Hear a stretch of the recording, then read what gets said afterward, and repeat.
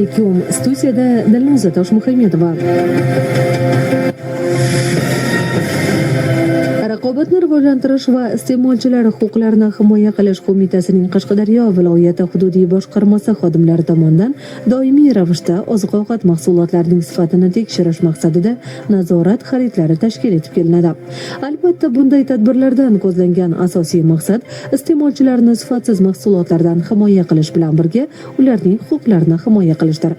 Bu haqda boshqarma boshlig'i o'rinbosari Nodirjon Bekbo'tayev shunday ma'lumot berdi.